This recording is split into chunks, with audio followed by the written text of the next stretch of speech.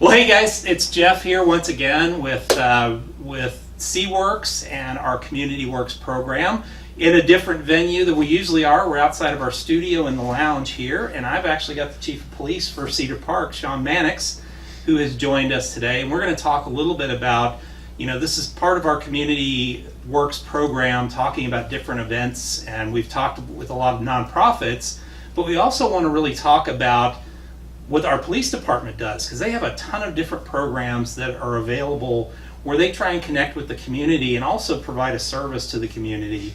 An example of that we'll talk about a little bit later is an active shooter training program that we went through here at T-Werx just a couple weeks ago, and it was fantastic. It was well done, taught us a lot, and it just helped us really understand how to look at our environment a little bit differently. So enjoy this. Once again, always right down below me is our subscription button. Make sure that you hit that so when these things come up, you're aware of them every time. So Chief, thank you for coming. Thanks for having me. Appreciate you being out here. Maybe some of our citizens don't know a little bit about your history, so can you tell us a little bit about how you got here to Cedar Park? Well, it was a long and winding road. Literally a long and winding. But I eventually found my way here. No, I actually was one of those kids that grew up always knowing what I was going to do for a living. I grew up in a household where my father was a police officer, and I had exposure to him and his friends, and kind of learned that service, attitude. And actually, he later became a mentor when we ended up working on the same police department in Alameda, California. And I learned a lot from his leadership style in being, hopefully an effective leader for my own troops and within the community. But I spent about 10 years with the Alameda, California Police Department, and a woman helped me find my way to Austin, Texas. It's amazing how that happens. which landed me in Austin, and I found myself, after being a 10-year police veteran, back in a police academy as a cadet again, in another state. But that started my career in Texas, and I spent 20 years with the Austin Police Department. Left there as an assistant chief, and took the job in Cedar Park when it became available as the chief of police. Yeah, you came up north and got away from those people down south. I like the side of the border that I'm on. It's a good thing. So, and you became police chief when? 5 years ago. 5 years ago. Okay, so lots happened in that 5 years. This city has grown immensely. We have seen tremendous growth in the city. We've seen tremendous growth in the police department, and I think we're going to just see that trend continuing with the prosperity of the city. Yeah, exactly. I know I was driving past the police department, and I guess with the bond issue and everything, now you've started the construction on the second half of the building. We're very excited about the expansion project. We've grown out of our current facility some time ago, and had people doubled up in offices and have converted, closets to office space. I love where you converted the old jail into a storage facility now. And that's being rehabbed to be part of our evidence section. Okay, so, perfect. It's an exciting time. Yes, no, it's fantastic. And I guess you were telling me last time you've added a like a shooting simulator on the backside of the building too? Yeah, we're the first department in Texas that I'm aware of to fully roll out a de-escalation program called ICAT, which is integrating communications, assessment, and tactics. And pretty soon, everybody in the state is going to be mandated, all police departments in the state are going to be mandated to have de-escalation training as part of the Sanders-Bland Act. Okay. Well, coupled with that de-escalation training is my assistant chief, Mike Harmon, got with me about a product that would support that training. So it's not just one-off training, in de-escalation and scenario-based training, but we got a use of force simulator that allows us to, on a quarterly basis, run our officers through, simulated things, and it's got what they call branching technology. So the simulation for one officer, if they're using good verbal commands and officer presence, it could be a totally compliant scenario, whereas the next officer to come through, it could go all the way up to deadly force encounter, depending on the circumstances. Sure. So each scenario can have a different outcome, and it gives us the ability to, gauge the cognitive and verbal abilities of our officers, as well as bringing them through the other levels of force. So it's an exciting tool, Oh, sure, for the department. Well, being able to practice the skills that they were taught. And it's one that ultimately I think could save lives. Mm-hmm. That's fantastic. In the simulator, do they interact with actual live actors? No, in the initial ICAT training, it is with live actors. In the quarterly simulations, it's video based. Okay. So there's an actual screen in the simulator that's got a ballistic shield behind it, so you can go all the way up to not just laser fire, but actually live fire. Wow, that's impressive. That's fantastic. Well, and like I said, it provides them with that consistent training over time. Right. And reinforces what you spent the money on to train them. Well, and really, it helps us in two areas. Number one is you never want to have to apply deadly force. Mm-hmm. But we work in a business where sometimes the bad guy doesn't give you that choice. Correct. By having this tool, our officers are consistently practicing de-escalation techniques in that effort to not have to use deadly force, but at the same time, it gives us the ability to go from an annual firearms qualification to a quarterly firearms qualification. So when that time comes that an officer is forced into that deadly encounter, that they're going to be more effective, efficient, and safer to their surrounding environment. Absolutely. By actually hitting what they're aiming at. Yeah, exactly. Now, when they go through that training, so when they go through their training in the simulation, is there, if the scenario went bad for them, is there then some either remedial training, or is it almost like okay, let's walk through what happened and here's how you could have done this better? One of the great things about this particular simulation program is that you really can go like frame by frame. This is where bullet number 1 hit. This is where bullet number 2 hit. This, and so on and so forth. And our training sergeant is also a use of force instructor and expert. Okay. And so he gets to act as a coach and a mentor. That's while fantastic. Talking them through, okay, this is what you did in the scenario. You didn't use effective cover, concealment, verbal commands. When it did turn into a deadly force encounter, your first, shot missed, your second shot, hitting, non-optimal, area. So it's really a tremendous tool for training up our officers for the safest outcomes. That's fantastic. Well, wonderful. So can you talk a little bit about the training that we went through last week when y'all came out here and did the seminar here? Yeah, you had Officer Amadon teaching the Citizen Response to Active Shooter Encounters, or the CRAZE program, where he's a certified instructor. And it's an important, program because we live in a different world, than we lived in, a dozen or so years ago. Sure. In that the active shooter phenomenon is a very real thing, whether it be in the workplace, school environments, churches, theaters.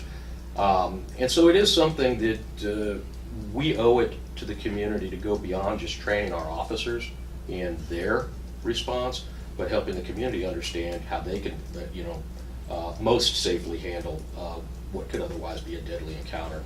And you went through the training, so the 3 steps is avoid the shooter if you can. Go find a place where he's not going to find you. Exit the building. That kind of thing. If you can't do that, deny access by locking yourself into a room, maybe barricading the door with furniture.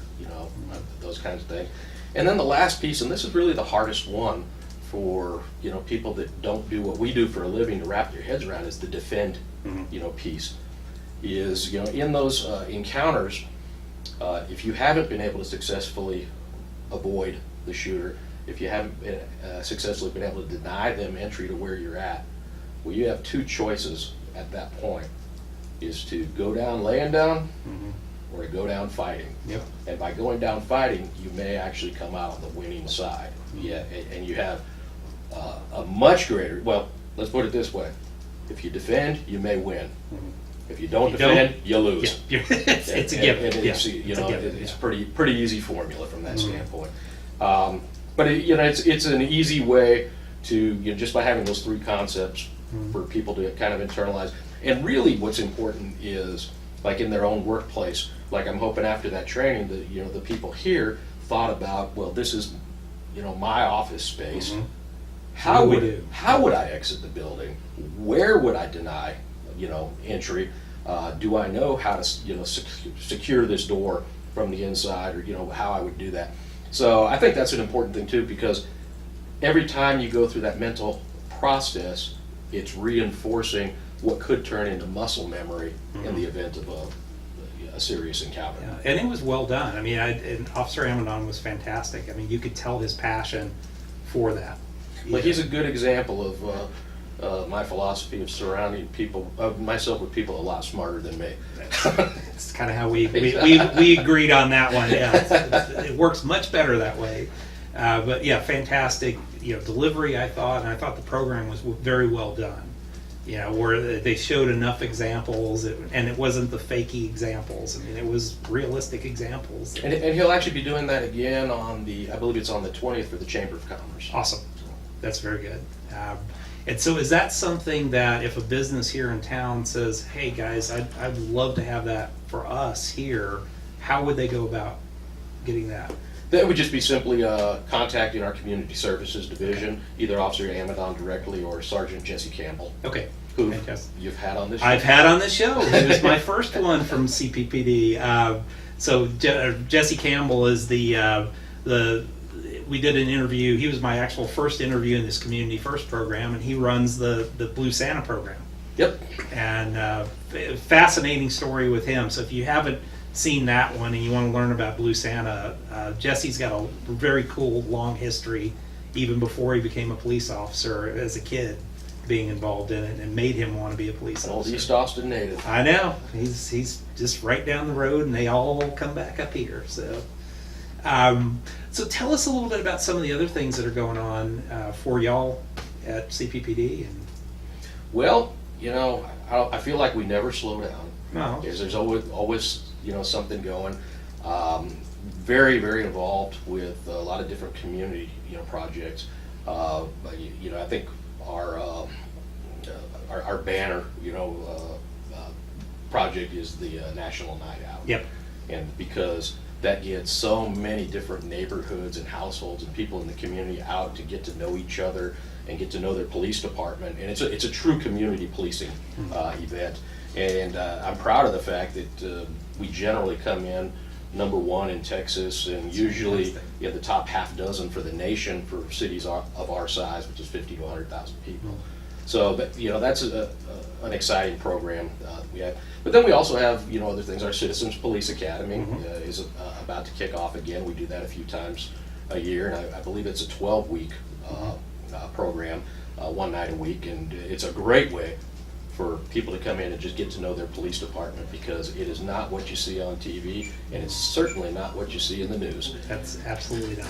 You know, the day-to-day operations and the downright excellence of the folks that are working over there get to be showcased to people that are interested in, you know, peeking behind the curtain and go, well, how does the police department actually run? So that's you know, another program we're proud of. For 2 years now, we've been doing a junior police academy during the summer, and the first year we did it once, and we're up to 3 iterations, you know, in the summer now, because it was such a popular thing. And you know, it's a great way for kids in our community to get to know, you know, cops not as scary, standoffish, you know, figures, but as their friend, you know, somebody that they can approach, people that they can trust, people that they can report problems to, and I'm looking at it as a long-term recruiting tool. Absolutely. Is, you know, I might have a 12-year-old kid in there today, but I might have a 22-year-old kid going to the academy 10 years from now. Absolutely. Because of that experience. Exactly. Well, I mean, and it's that same positive experience you grew up with a dad in the police department, and all those, you know, all the people that you saw that were his friends and involved. So. Right. Yeah. Well, and just this morning we had coffee with a cop. You know? Okay. So that's another program that Chief Harmon introduced to the department a couple of years ago, and it's been a great way for people in the community. This morning we were at the Red Horn Coffee House, and had a great outpouring from the community, just stopping by, to visit, you know, with, you know, beat cops, myself, Assistant Chief Harmon, some of the commanders, and ask whatever questions they might have, you know, give us feedback, whether it be good or bad, you know, it's an opportunity, you know, for us to just get to know, you know, people in the community better. And then you mentioned the Blue Santa program, and every year, that's an exciting way for us to, you know, do something to give back to the community that does, you know, so much for us and the community at large. And as you know, that includes toy drive and distribution of, you know, toys and stuff. So yeah, a lot of good things going on. And that's a true community program too, because the community is donating in. We have a local building owner who usually donates a space for Well, you. and the spirit in which this community, you know, just has an outpouring, you know, at that time in the way of donations and that kind of thing. We always end up in a place where we've done the toy distribution and we still have, you know, we still have toys that, you know, we're not distributed. So our special operations, our traffic division, you know, took it upon themselves to, you know, have, you know, banners made and stuff, you know, for their toy giveaway. And they make, you know, traffic stops, not for the purpose of issuing citations, but for the giving toys. but to give toys, you know, to the kids that are in the car. I saw him out on 1431. I think it was like the week before Christmas or something. I saw him out there. And the, you know, the reaction, you know, from the community, or the kids themselves, you know, those kids will never forget that traffic stop. You know, when that nice police officer gave them something instead of mom or dad a ticket. And that's going to imprint, you know, on them what their view of police officers are, you know,